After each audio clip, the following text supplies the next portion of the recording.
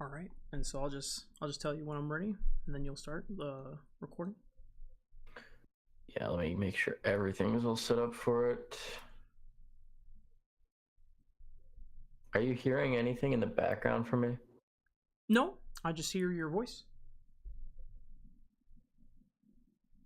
Okay, just making sure because somebody's way out in the parking lot. Sounds like they're just like banging on a pole, but good thing my mic's not picking it up. Hopefully it doesn't. Right. All right, so we're doing the FlyQuest game. The first one. I the only spoiler I know is that they win. It's hard to. I'm telling you that so that we're on the same page, not so I ruin it for you. Yeah. But it's hard to avoid win-loss spoilers. But I don't know the picks. I don't know how they win or whatever. But yeah, just so we're on the same page. All right. I'm gonna press record in 3, 2, 1, and then I will. And then at the 3, 2, 1, after the 3, 2, 1, you can just introduce us for the VOD's sake and tell me in the recording, obviously, now that we'll be recording, when you want to start the video, and we'll start it together. You've got it all on your screen ready to go? Yep. Okay.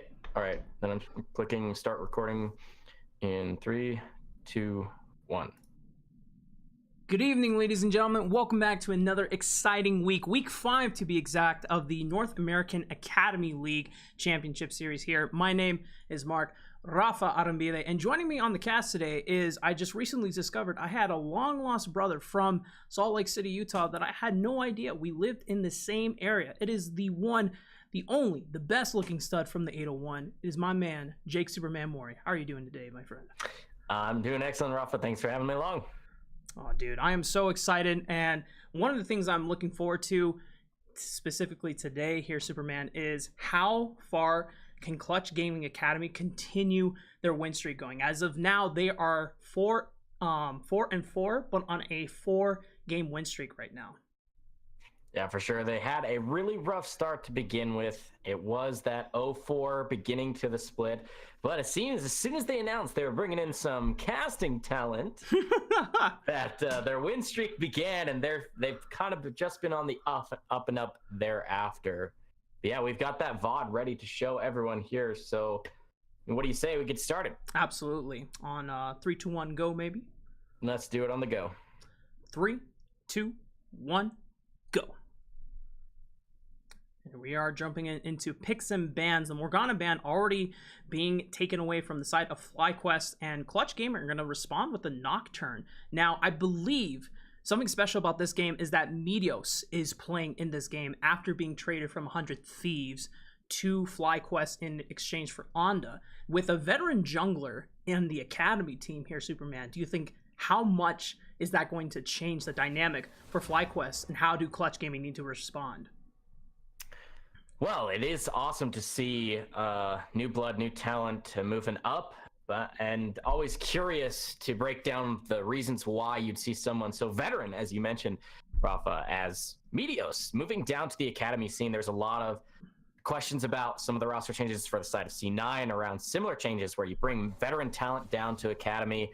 Feels like a step down, almost like being benched, but I think it can be really good for teams that are developing new talent to bring a veteran down to kind of give that shot calling. We've seen it not work too well so far since the trade, but you can expect that it does still contribute to the growth of the team. Now, these first few picks I want to talk about, Rafa, are really interesting. Lover's Lane is still a possibility if they don't steal away Xayah right now from FlyQuest, because both Rakan and Xayah made it through that first banning phase, and with the choosing the Kindred first round and not taking away the marksman of the Lover's Lane leaves it available for FlyQuest. Absolutely, and it will be up to them if they want to go ahead and lock that in. But the Zoe hover, and it's going to be locked in for Sun, definitely has been showing great prowess with that pick in these past couple of weeks. Between Sun and Moon, they have been forming such a great duo, working together, snowballing in that mid lane, and then influencing the rest of the map. But also Piglet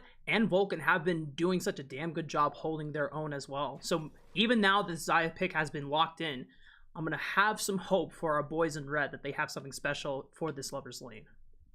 Yeah, the Lover's Lane will come through, and that's very difficult to play against. What remains to be seen if that'll be the funnel composition for FlyQuest or just the bottom lane. Looks to be the funnel composition with the lock into the Gallia, but I like that you mentioned the bottom lane of CG because Piglet and Vulcan, even through the loss streak that started out the summer split for Clutch Gaming, they were topping the KDA charts of their role. It was very, very good to see Vulcan in particular making plays for his team while not just throwing things to the wind and ending up with a low KDA score. He wasn't playing for KDA, still playing playmaking champions, but doing it so cleanly that it just kind of fell to pieces for the team. So it's good to see that those guys are playing more confidently here, closer to the middle of the split. And I should expect now a hyper carry could be in the works for CG with the Tom Kench picked up to give that safety to any sort of marksman that Piglet might want to opt in for. Absolutely. And we've seen prowess on him from the Ezreal and the Lucian picks in prior weeks. But we've also seen him do work with Ryze as well, even though not a marksman champion. He has been known to be able to play mid lane champions with his time as a mid laner on Team Liquid from last year. But also, if you ever listened to his solo queue stories before, he was a mid laner climbing in the challenger ranks back in season 3 before he joined SKT, and then he finally switched over to marksman because he said, you know what, all my ADCs were feeding, I needed them to stop feeding. So he has that ability to be able to flex between those champions, but it looks like it is going to be the Ezreal unless he changes his mind in the next few seconds. Yeah, for sure. The Ezreal and the Ryze have really been those two picks that he's kind of swapped between in the last few weeks here of Academy, and it does end up being the Ezreal. I like this. The Ryze has been really good for him as well, but the Ezreal in particular is just going to be so mobile and can so easily avoid what seems to be the only engage potential from FlyQuest here, which is that Rakan, so far at least. As the Gnar does get locked in, that's more of a flank engage. But I want to talk a little bit more about the Ezreal, because the Ezreal pick in particular for Piglet was the linchpin in their comeback win streak when they started to put wins on the board. And it was really Piglet who actually started to rise back to almost his world champion-esque days. He was looking so clean on this champion, so I'm really excited to see that come through for Clutch. Yeah, but we do have to mention that Meteos is now locked in that Graves for himself here, so he is looking to be more on that farm heavy oriented carry champion. He wants to be able to dominate the jungle from his side of the field and wants to dominate that prowess on Moon side as well. But this is also going to be a Gragas lock-in for Max Trobo. Now, Superman, I want to kind of go into a little bit about Max Trobo, because during week 4, he was taken out for the first couple of games. They put in solo to try and bring in some of that veteranship like they are doing with Meteos for FlyQuest here. And it kind of seemed to make Max Trobo, I don't know if it just motivated him to play better to earn his spot, or maybe it just gave him some time needed away. I mean, what are your thoughts on Max Trobo now that he has had some time away to become a better player? Well, I don't know the precise reasons. There's always a lot of mystery that shrouds the decisions of these orgs. They're not always so transparent about it. But the veterancy of players like, Meteos coming down, and here we're talking about top lane Max Trobo, and if he got kind of inspired by the top lane LCS players, I think something can be said of whether it was him wanting to earn his spot back or learning something in the time where he was not on quote unquote stage for Academy.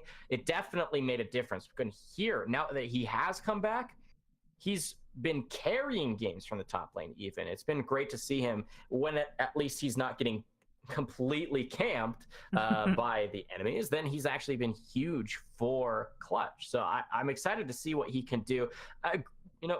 This pick here is not the Gragas pick from Extra is not really one that you carry on. It's very, very important to their composition for engaging fights, disengaging fights, more importantly. But I don't see it being a carry pick and something that Clutch can say, oh, well, this is Max Trobo and he's gonna carry us. Let's give him the Gragas. It's not really that, but definitely gonna draw upon whatever he has learned from taking a step back before returning to use this champion that will very very much determine how fights go once we get into the mid and late game, where everybody's in the mix, and Gragas is so good at either setting up fights or, and more commonly, separating them out into skirmishes that then somebody the likes of Ezreal and Piglet, piloting that champion even more so, can chase people down on the wings. So nice pick, and Max Trouble should be able to pilot it quite well. Yeah, that explosive cast is such a versatile ultimate ability to use. Either, like you said, can force a pick, engage opportunity, or just disengage and just throw everyone around, which in the likes of Piglet on that Ezreal, like you mentioned, it makes it much easier for him to kite and skirmish around the outskirts of the battlefield rather than trying to have to deal with all 5 members clumped up. As even though Ezreal does a lot of great single target damage, he doesn't really have much access to AoE damage other than the True Shot Barrage, and he cannot really deal with a bunch of clumped up targets, especially if they're behind the front line, because then he cannot really access the back line unless he goes full ham diving with the E. But you don't really want to do that when you are the biggest reliable carry. But with that Gragas pick from Max Trovo, that does set up nice engage potential, a nice frontline setup with Gragas in the front. Tahm Kench can act as a liaison between the front line and the back line, and then you just have Moon, Sun, and Piglet just trying to fire on all cylinders from the back line. It will be curious what the build path will be for Max Trovo.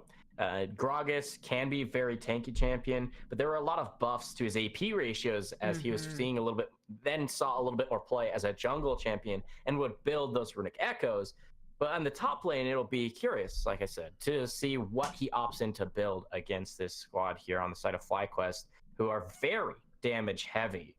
The Graves in the jungle should be great for Meteos. We mentioned he's a veteran, just a really great player overall, has the wherewithal to adapt his pathing to the tempo of the game and how that may change, but a beautiful pick into Kindred, because you can deny so much more jungle, so many more stacks early, and really slow down the scaling of this Kindred. Yeah, and not to mention that he has a better time of taking the Scuttle Crabs early, which, with all the changes, they have been trying to revert some of that experience lead back into the AoE camps like the Raptors, but that Scuttle Crab is one of the more important parts of a jungle's pathing nowadays in getting an experience lead and a tempo lead and establishing vision around the river. And on that Graves, I mean, you can easily take it as easy as level 1, even level 2, of course. And if he can get that early tempo lead, he can put Moon on the back foot, which Moon hasn't really been for the past 4 games since they've been winning. That's absolutely for sure. We're just loading here onto Summoner's Rift. This is the first game of the day of a double header. It's our second Super Week.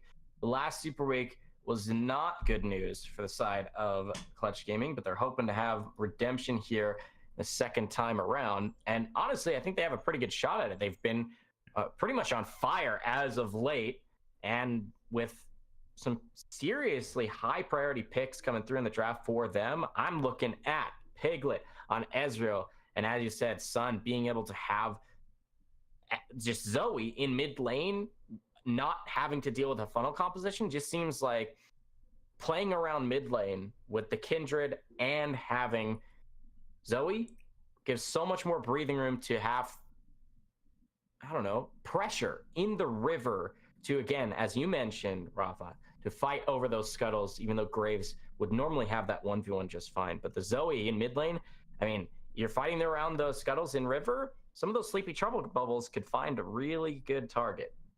You're absolutely correct there, Superman. And so we're just going to have to look towards how well, even though Meteos is a veteran, how well can he adapt and synergize with this new team. And I wasn't able to see the first FlyQuest game of the day with them, but from what you mentioned, it didn't seem so good for them. So hopefully Meteos, with a little bit of time, has now adapted well. And we are now onto the Rift, Pick and Wolf, donning the Birdio skin, looking to serve up some fried chicken to Sun, and hopefully some solo kills as well. Would seem to be the case. I love that skin. It's a good meme. Nice chroma on it as well. Yeah, you mentioned Meteos coming down and not having found success immediately. They did play against Counter Logic Gaming, if I don't if I'm correct about that. And they did not win. It was a very close game, and Meteos, he was the one playing Kindred in that game, and did get his stacks quite early and played it rather well. Unfortunately, didn't end up getting them the W, but he'll still be able to bring shot calling potential, and as I mentioned in Champion Select, we were talking about this before, the wherewithal to adapt to the games on the fly, if you'll indulge me. Because he's had so much play experience on stage, in competitive play, scrims for years and years, that he's experienced so many changing games, different metas and the like, that he'll be able to make a lot of important decisions for his team, that they'll be able to follow his leadership, and that could come up huge for this very young team. Now, I don't mean the ages of the players necessarily, just that FlyQuest, younger organization, and these players very new to stage or high tier competitive play, the 5v5, not just on ladder. You're absolutely right, Superman. Hopefully the veteranship in Meteos, even though it was not enough in the first game against CLG, maybe it could turn it around. Hopefully not too much, as we try to be as non-biased as we can. We are casting for Clutch Gaming, so we are hoping for a win for the boys in red. But Meteos already having a pretty cluttered path. He went from red Raptors and then ran all the way top to secure that Scuttle Crab. I'm not sure if that was a marked camp for Moon to get one of his marks from. We're gonna have to see once the camera decides to go back to Kindred to see how or where he is at with that passive. Yeah, it was marked there, that Scuttle on the top side, so I'm just gonna steal that away. That's gonna be a delay here for Moon to actually get his marks early, and that's actually a nice little poke in mid lane that's worked out well for Sun so far. But Meteos does make his presence felt in the mid lane. Sun cleverly docking back to the bottom side of the river, knowing that Moon was there to protect him in case if the chase was made by Meteos. But he's looking to take some chickens, but Moon won't have any of that right now. Yeah, it will just be a game of chicken even, when both of these junglers deciding if they want to continue to fight over this camp. They brought no along the way for now. At least Moon was able to get the big raptor, which is what will give him the most experience from that camp. But we'll have to concede the small chickens, unfortunately. But I think he'll be able to live from that one. Yeah, it seems that Moon and Sun might get a pick here, actually. Yeah, Peck and Wolf getting dropped down low. He's going to use the Shield of Duran to buy some time with the damage reduction. The mark, not quite there yet, but the press of the attack did do a lot of damage to Peck and Wolf, and with no pots, as he's just sipping on his last one, he's going to have to be careful from another bubble pick, as it could be the one that spells his first death. I mean, Sun is just playing beautifully around mid. Every time that the Observer goes back there, he seems to be landing great poke damage from skill shots. He's even gotten some nice RNG on his side with those minions dropping some nice items for him. All in all, taking stock of the map, the CS numbers are pretty good here for mid and bottom lane and for the side of Clutch, but top lane will just get worse and worse. Gnar, such a lane bully and so hard to deal with, as you'll see these top laners teleporting back to top lane for them to figure out where the next plays on the map will happen, but probably not anywhere near the bottom lane with both those guys using their spells like that. Yeah. Well, this is interesting how Max has returned back to lane with Dark Seal. And, oh, wow, Sun getting so close. He might be able to get the kill with those more sparkles. He's going to get the first blood, but Meteos is here. And actually, with that other flash, he is able to make his escape. Meteos actually helped him out there. Sun the trickster. Zoe, such an annoying champion to deal with for just that reason. When she plays so aggressively, you think, oh, she's diving the turret at level 5. There's no way to get out of this kind of situation. I'll get the nice flank flashing over the wall. Meteos does that. Then he gives another escape tool for Sun to just hop right out of the way. So nice solo kill there for Sun. but it will cost both his summoner spells to do so. But without Meteos' own flash, and it's going to be up to Pick and Wolf to use his own flash if he wants to set up some kind of gank assist for Meteos to come in and blow Sun up. Now with both of his summoners down, if that's the call that they want to make, that will be the kind of the route they have to go. Otherwise, Sun is just going to have to continue, or will be continuing having free reign in this mid lane. I do like that you mentioned gank assist, Raafaa, because of this draft for FlyQuest. It's really well put together in terms of gank assist for the Graves early. He has great damage early as a jungler and can clear camps so quickly, giving him the area on Summoner's Rift to just choose where he would like to put his pressure. And so having gank assist in literally every lane can apply some sort of crowd control at a moment's notice to their opponents. See, speaking of crowd control, if FlyQuest can find a fight in bottom lane. But yeah, it's really just Meteos and where he wants to put his pressure. But right now, he just hasn't found an opening anywhere, and it's been Sun basically controlling the tempo of this entire game through this suffocating lead he has in mid. Now, already with that lost chapter, he's going to be pretty much set on mana, will not be running out of it anytime soon. If he can find a bubble right here, oh, but nice timed Shield of Duran does not allow Sun to get off that ability for more poke. We'll survive another day for now. For the time being, but yeah, that lost chapter is so huge for Sun. It gives him the extra mana, this cooldown reduction, and of course the mana regen on the level up for him to just not only continuously poke as he has done, as that really hurt, but to shove mid lane in over and over and over, which really shuts down what would otherwise be an open jungle for Meteos to roam through. Absolutely. This just gives basically comfort and freedom for Moon to be able to power farm through his jungle, try to look for openings of marks whenever they do open up. Is he looking for a blue buff steal? It looks like he already, Meteos already got it, so nice try from Piglin. Good game awareness, and since they did have the ward there earlier and just tried to time it, but a little too late on that one. It was very close, actually, for not having any consistent vision over there. But it looks to be the Cloud Drake. Now, this isn't going to do too much for the side of Clutch, and nobody's really that excited about Cloud Drake. But what it will do is deny the possibility of that coming through for anyone on FlyQuest. They could use that extra movement speed to dodge this really skill shot heavy team on the side of Clutch. Yeah, Peck and Wolf could really use some movement speed right now. I mean, he just got the brown bags, and it's not enough to dodge all these paddle stars and bubbles from Sun. I mean, he is just raining star hell on this guy right now. Yeah, it's definitely painful. Every time that we're panning over to mid lane, he's taking some sort of poke damage. Luckily, he's got some consumables in his inventory still, and the mark has even been changed now from Meteos. Moon is looking instead for some blood in mid lane, and I think this is really smart by the side of CG.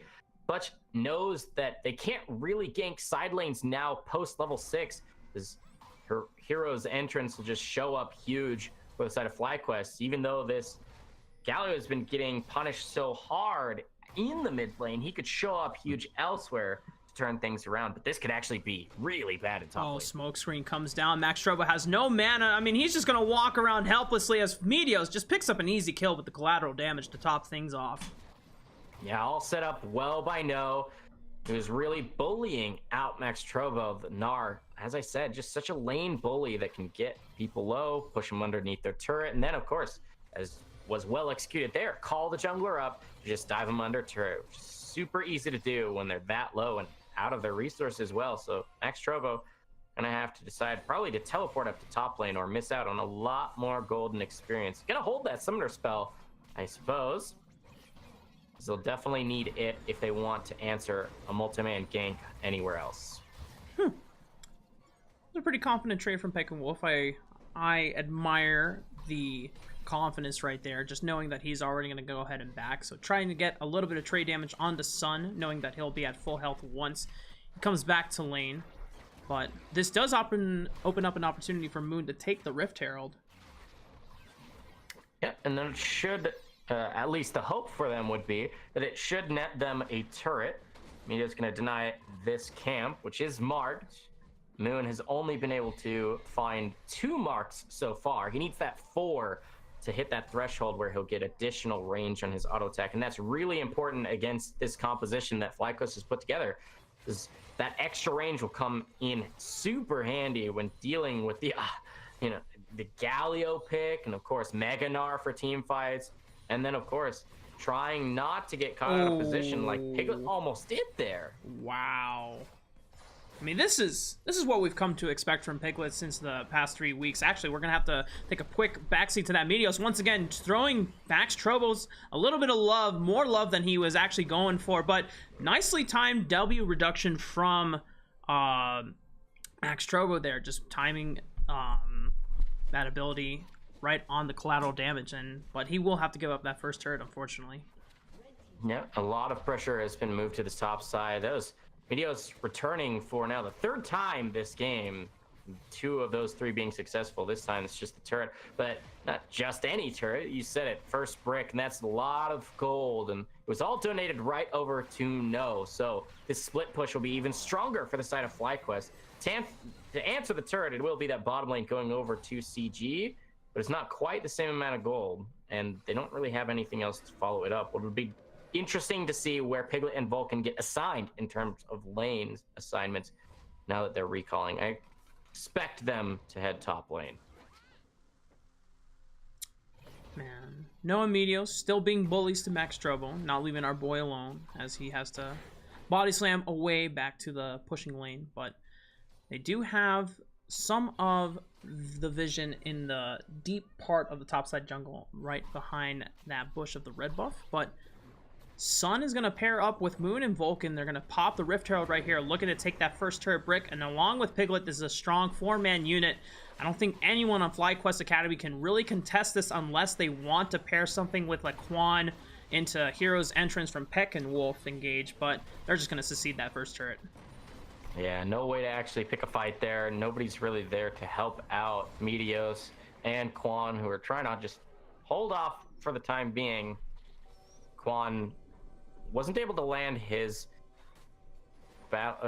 entire combo onto Piglet the last time he tried, so maybe not feeling so confident to even set something up there if they had the numbers. So as you said, Raafaa, it will be the first mid lane turret falling in favor this time of CG, even though the first brick did go to the side of FlyQuest.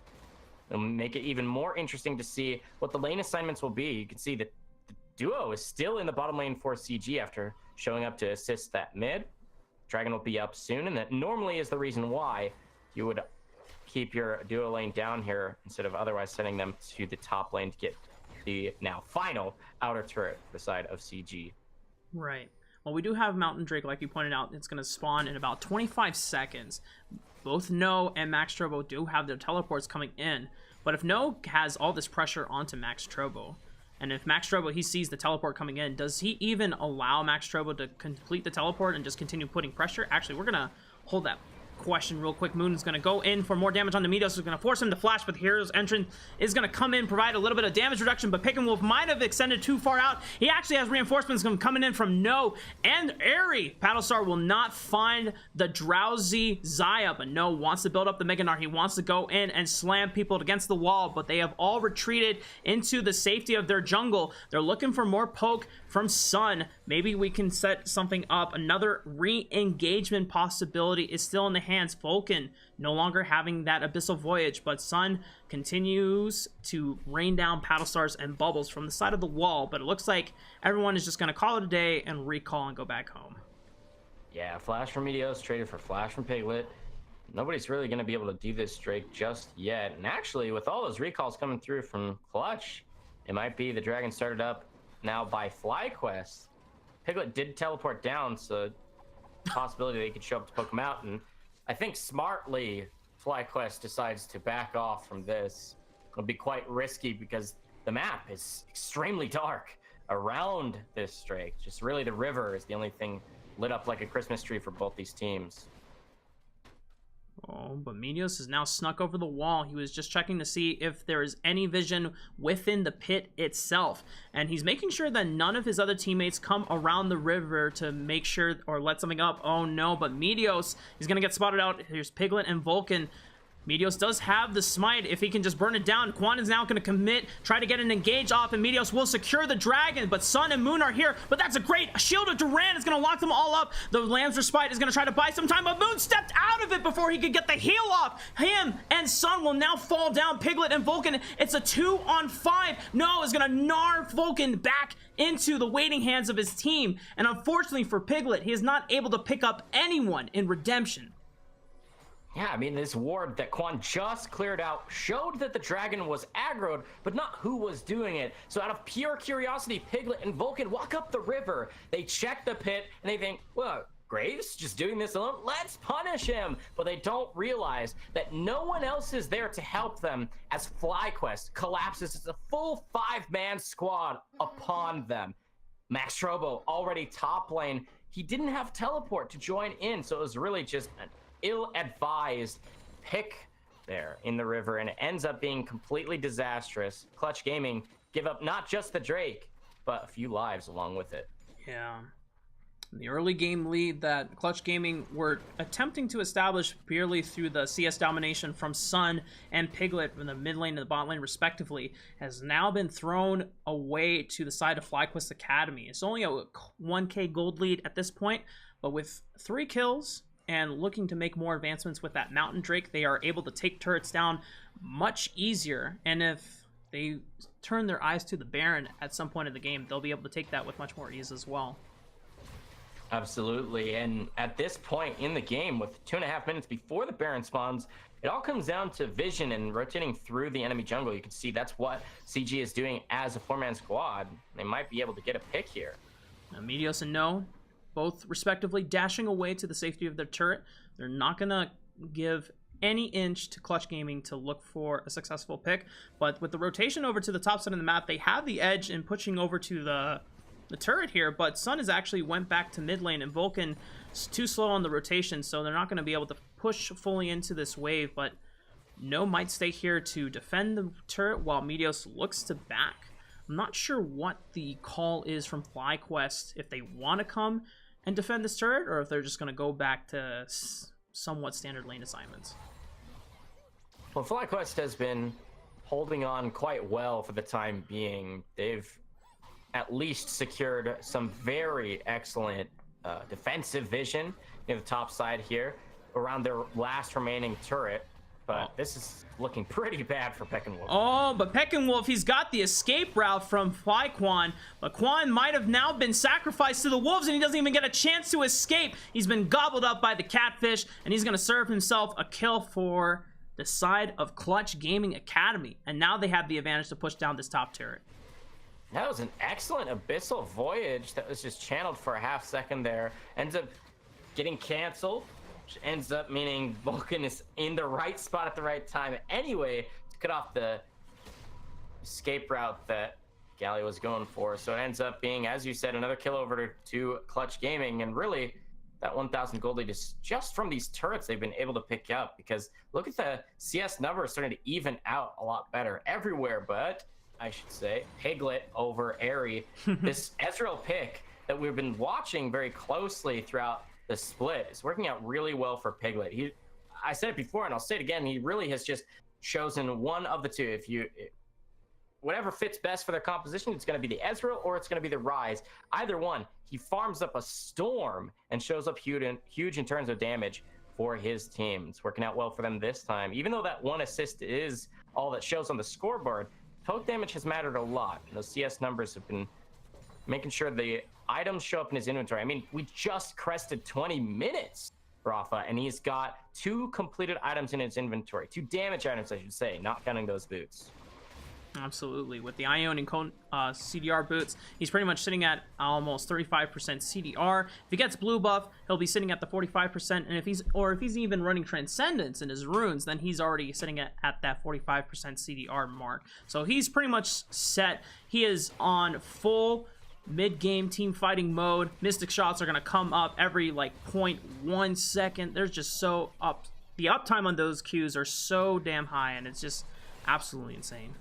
Yeah, and even against triple AD, he's confident enough to go Triforce instead of Gauntlet. I love this for him because he definitely has to be a huge damage threat for his squad.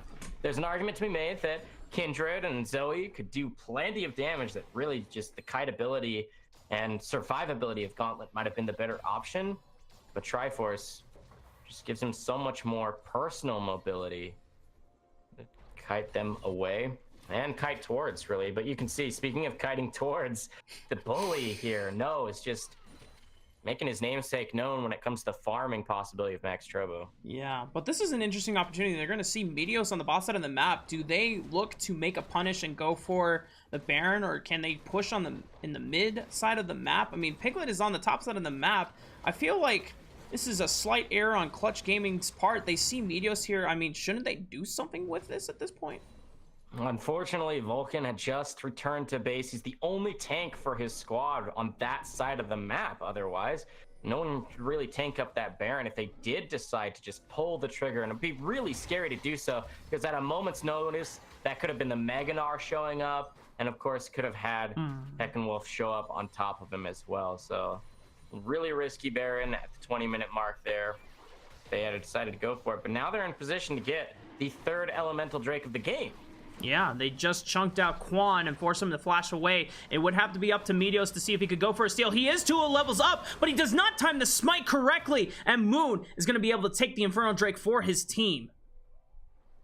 It seemed like the combo was used poorly there, where he's using no animation canceling on his ultimate. Might have slowed down the smite, so it didn't come through in time. That will be the Inferno going over to Clutch, and that'll be nice. Either one of those teams would have loved that. And it ends up going into Clutch's hands. This is just so amusing to me that Piglet has still just been in this top lane all by himself. Like, Vulcan has not really been by his side for the CS pickup, as to ensure that Piglet gets almost maximum XP value from each CS that comes by. I mean, this is something that you would see from Piglet during his Season 3 SKT days when he was split pushing on Vayne. No! Wait a second, he's getting ignited and he's gonna get popped by Piglet. Nice Mystic shot over the wall of the red buff, but I'm not even sure how No was even in that place to begin with. It kind of just got caught out in the river. He was considering getting some vision for his team, maybe even stealing away the mark in the river, but gets caught out for his troubles because there's already so much vision in that area for the side of Clutch. Now he'll lose another turret in mid because they already lost their top laner. Now Baron may be an actual possibility. More numbers on the map and more people all together in the same spot. Piglet looks so confident playing it. Honestly, way more aggressive than makes me comfortable. Yeah, I mean, he was right in the face of Peckenwolf, who could have easily punished him with a well-timed Shield of Durand. He had both him and Sun easily within his grasp along with Aerie, but they were just so damn scared of Piglet walking that boldly up forward. And I mean, with that kind of confidence, I mean, this is the type of leadership you do need. I mean, Piglet is not necessarily a vocal leader, but he is a leader by example. He shows the confidence in his play, and it inspires the rest of his teammates to follow suit. Yeah, confidence is one thing. Cockiness is another. Now, you mentioned it, not vocals and not a cocky player is not what I mean to say, but that kind of arcane shifting forward really makes me squirm and clench my butt cheeks. Even I'm like, oh, what is he doing? Because doing that in the face of Quan and Peckenwolf right there in mid lane, 2 champions even that can just instantly engage on you with like crowd control up the wazoo, comboable crowd control. That just seemed like a death sentence if FlyQuest would have been the confident ones to actually pull the trigger on it. I mean, there's no QSS. And Vulcan was not able to instantly be right next to Piglet if he's arcane shifting forward like that. So yeah, really risky, and I hope they don't get punished for something like that in the future. Quan and Meteos are waiting for a prime target here. Oh, but nice ward from Vulcan. Gonna skulk out the cheeky ambush setup that Meteos and Quan were looking for. They're gonna have to try another time if they want to do something like that again. Yeah, Catfish too tanky. They didn't want to go on him. They were hoping for a spicier target to walk through that dark area, but nice Sixth Sense from Vulcan. Get that extra ward in there. Oh, wow. Just great rotational play from FlyQuest Academy. Just able to route off the other players and not allow them to defend the mid turret. But Quan taking a lot of damage. True Shot Barrage coming out. Will not nick him. Will not send him back to the fountain quite yet. Piglet, like you said, Superman, he's just arcane shifting forward. He doesn't give a damn. He's wanting to put the hurt down on the area, and it forces him to use the Featherstorm as well, just to make sure that Piglet cannot seal his death. Yeah, that looked a lot better, and I agree with that kind of arcane shift forward. That's so much poke. The skill shot accuracy just beautiful for Piglet. Makes Quan literally have to return to base, meaning there's no real follow-up. There's no way that if Piglet arcane shifts forward aggressively like that, that Peckinwolf would ever have it in his mind to engage on his own. So Peckinwolf can't choose to turn that around. He's going to take more poke, and Piglet's like, who's next? Next on the chopping block. Everybody's on my to-do list right now, so I'm loving that kind of gameplay out of Piglet, and I guess I might just have to bite my own tongue when it comes to him arcane shifting forward, because right there it looked great. Yeah.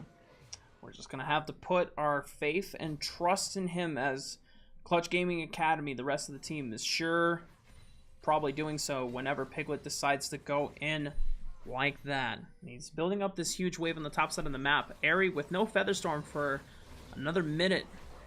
Could be a target to punish. She still has the flash, however, so it would be a little difficult trying to seal the kill onto that one, especially with Max Trouble still pushing down on the bot side of the map. And I have to say, Superman, it seems like if Max Trouble didn't have to deal with the Gnar split pushing, they could have easily started the Baron, or at least forced a Baron face check and then try to look for a punish or a fight of some sort. Yeah, it definitely comes down to vision control. And you can see that FlyQuest doesn't have anything north of the river. They're going to try and trade a little bit back here. The recalls are kind of poorly timed here for Clutch, because as you were mentioning, they have really good control of the river and the Baron area, and now all ends up being just lost right over to the side of CG. But they were planning for this, as you can see in their inventory. Control wards up the wazoo are in their inventories. They'll be ready to take all that vision control back after. The worry then is you have to face check to do so, so make sure you bring the squad. You'll have to see what exactly transpires now that we've got what will be the final elemental drake, a mountain drake to boot. Here's here on the rift for the taking. Peckinwolf and Quan just waiting in the wings. They are not on any vision, so they know that well, Quan is actually just going to step forward and ruin the surprise party, but Peckinwolf might still want to stay in the bush just in case Clutch Gaming get a little antsy and step forward for some reason. But they're too smart for that. They know that after FlyQuest spent a bunch of time sweeping out the vision on the top side of the map, they cannot just walk in there blindly without... Wait a second, this is just a straight up Baron call. A Moon...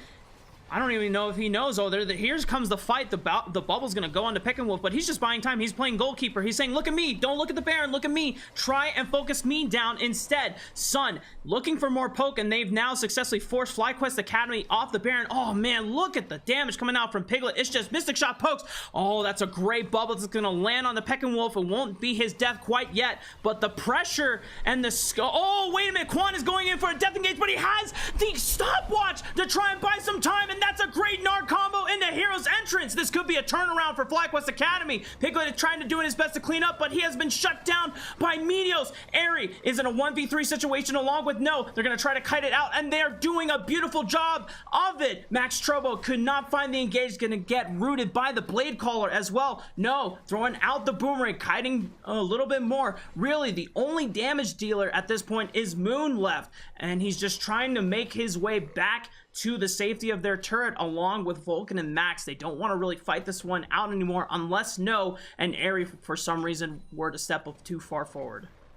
Yeah, what looked to be a completely stomped version of a team fight, if you could call it even that at the beginning, was working out so well for Clutch Gaming, but it ends up being a 3-for-2 only in their favor.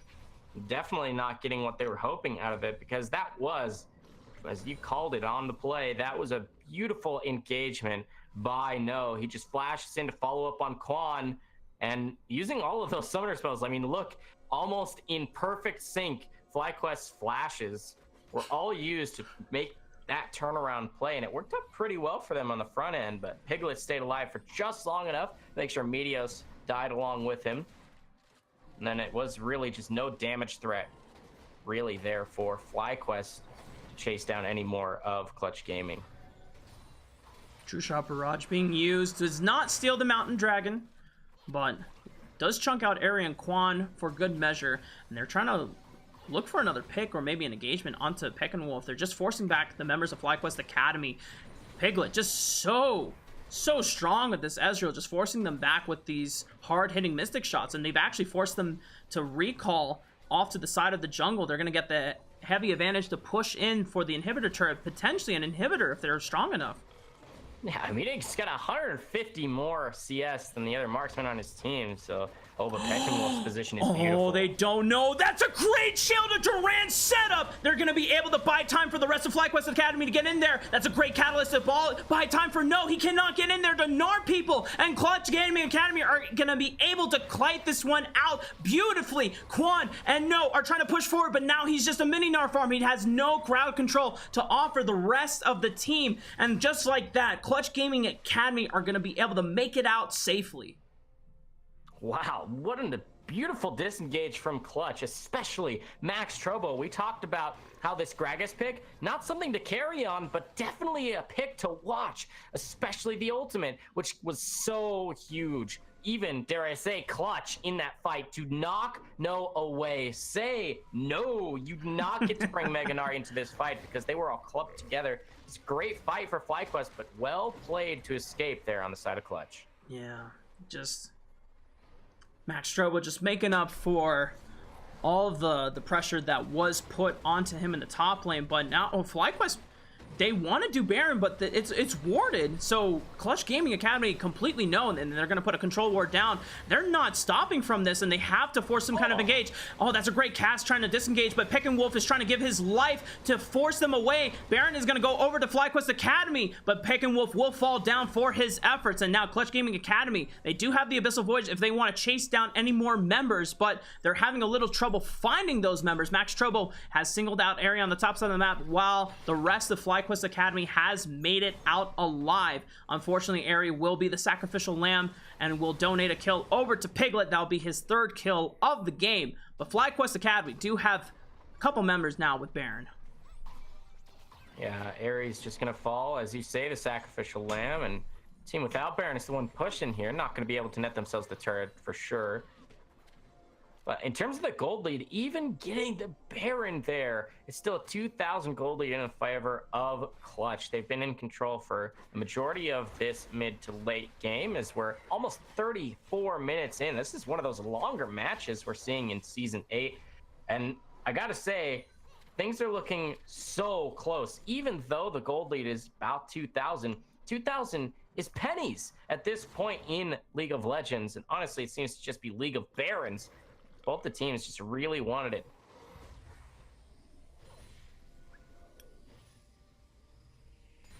Okay. True Shot Barrage, I guess he's just looking to try and help push the bot wave a little bit, pick up some CS as well. Piglet now has a fully completed Seraph's Embrace in addition to that Blade of the Ruin King. So we talked about how Ezreal is normally known as a mid-game champion, but with the I want to say, the creative theory crafting with the Seraph's Embrace edition build onto Ezreal's that was brought up at MSI, Ezreal now has a potent late game build as well. So there's never really a time in the game where he is a bad champion and does not put out a serious amount of damage. And so Piglet is just going to continue dealing damage as the game progresses. But the problem is that FlyQuest Academy are just pushing super hard with this Baron buff, and it's just going to come down to who better plays out the team fight. Indeed. It'll be really hard for CG to deal with, because we've seen FlyQuest set up their fights so well, and really what it's just coming down to, honestly, is can Clutch Gaming poke well and fast enough for to like dissuade the engage of FlyQuest. And right now, Piglet and Sun are doing just that. It seems that every time we see both red and blue health bars on the same screen, the blue ones just get chipped away so quickly. by these Mystic shots, and Paddle Stars just finding their targets left and right. And you mentioned it, the build path for Piglet. Those Mystic shots hit so hard. I mean, look at that, onto the red buff, dealing like 800 damage. Of course, that's to a jungle camp, but finding a marksman, perhaps, does so much similar damage. Piglet's just so strong right now. Now cresting 400 CS is more than 100 lead.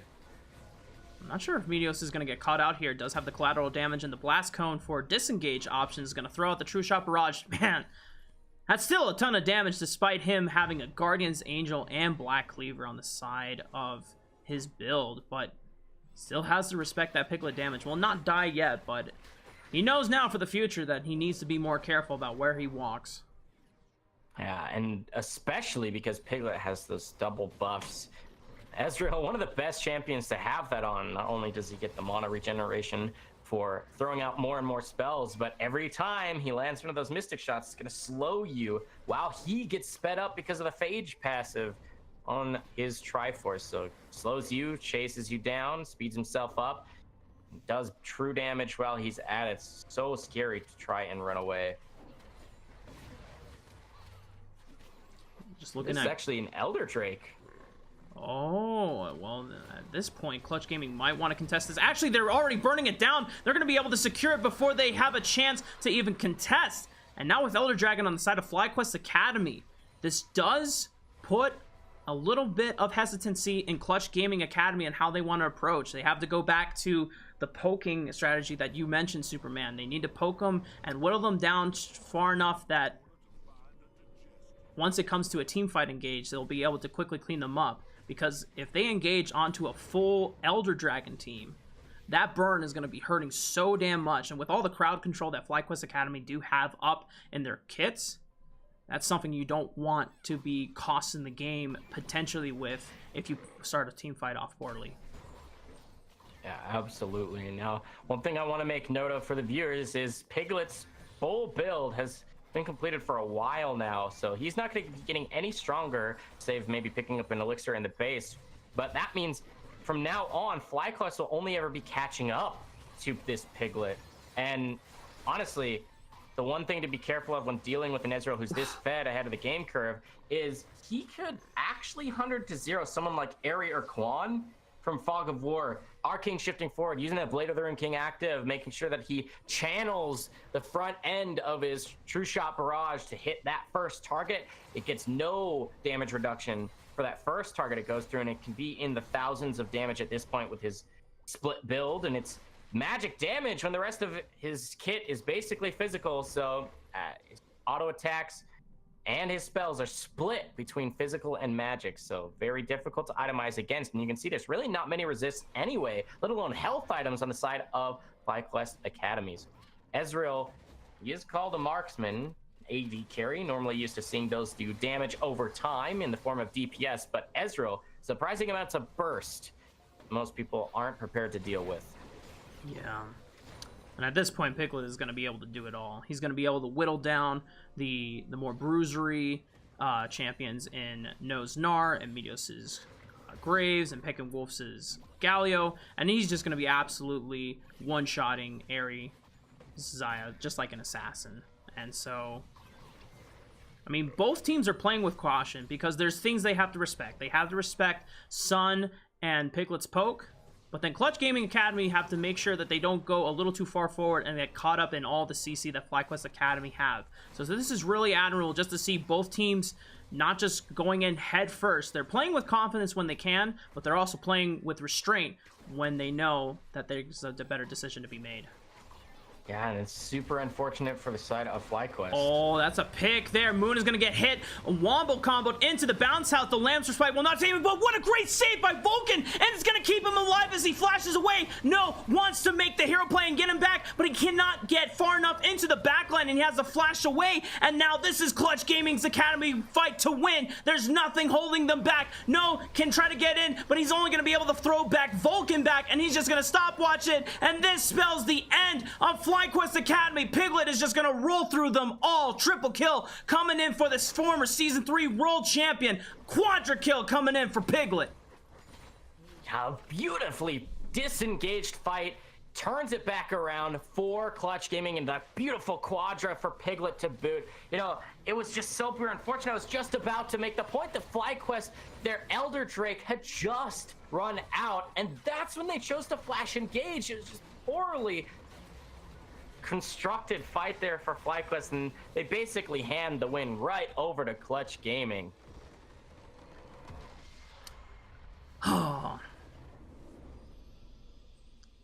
Superman, I am happy to say that that is now going to make it the 5th win in a row for Clutch Gaming Academy. And then thankfully, of course, we later find out that Clutch Gaming also beat 100 Thieves Academy. So now they're on a 6-win streak. So our boys in red are looking so darn good.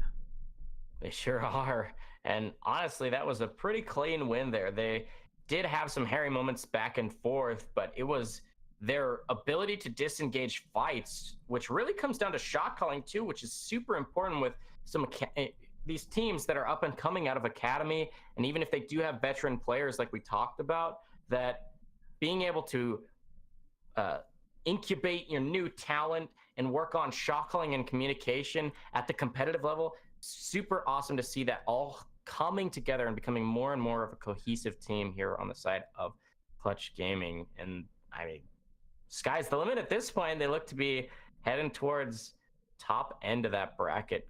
Nice seeding coming into playoffs, perhaps. Yeah, with this spectacular team play coming in from these 5 members here, they could make a serious run for the playoffs. And you know, just looking back on the first 4 games of the split with Clutch Gaming Academy, there's so many blatant mistakes and poor team play coming in from this roster. And it seemed like Piglet and Vulcan were just trying all hell's methods just to try and carry the team out of the deep end. But Moon and Sun weren't finding the proper footing. Max Trouble was getting camped to no wit's end or was being left on an island.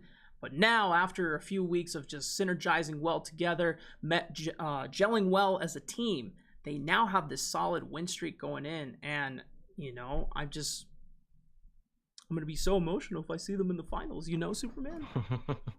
It would be great to see them. Yeah, that's for sure. We'll wish them luck for their game on Friday, or so we say, even though we're recording this afterwards. But their next week should be pretty good for their schedule as well. Yeah. Well, with that, ladies and gentlemen, we had such a blast covering tonight's game of FlyQuest Academy versus Clutch Gaming Academy. Please keep in watching for more of Clutch Gaming Academy as they follow up in week 6. We do want to see them progress even farther and get a solid spot in seeding for playoffs. And then hopefully they'll be Academy champions at the end of the split. Again, my name is Mark Raafaa Arambide, and joining me on the cast today was Jake Superman Mori. Thank you so much, everyone. Have a great night. And recording done. Beautiful.